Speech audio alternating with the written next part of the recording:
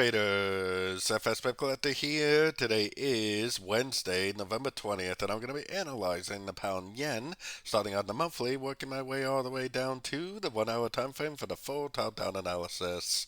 But also don't forget to check out my website, fxpipcollector.com, if you would like to get access to my swing trade setups, my daily members-only live streams on Zoom, and my 34 video trading course all included in for only $30 per month.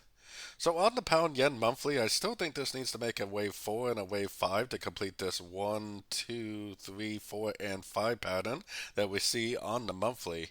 Very, very clear pattern. Heading down to the weekly time frame, I still think this is a wave A. It seems to me that the wave B is not over. It may actually keep going up to the 78% and maybe even beyond before it decides to go down for a wave C. Keep in mind that this is the weekly time frame, so this is going to take weeks and months to play out, probably more like months. Heading down to the daily time frame, I think what is going on now is that we just ended a wave 4. So this is the A, this is the B, and then this is a 1, 2, 3, ABC of 4, and now we're going up for wave 5. So it makes a lot of sense for that to be the case. I definitely am still watching my Fibonacci extensor levels for an area of resistance on this wave 5. Taking it down to the 4 hour time frame.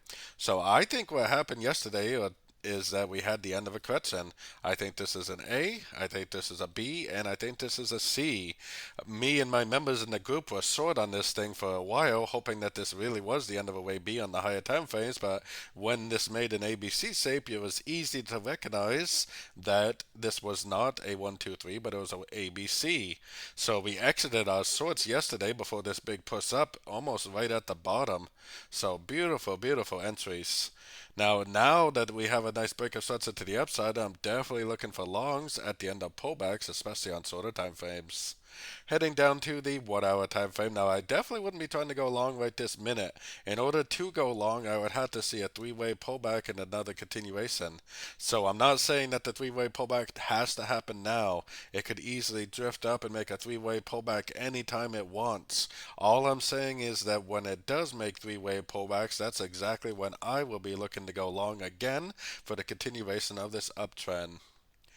So don't forget to join my free Discord channel, which is linked over here in the corner. And as always, thank you and happy trading.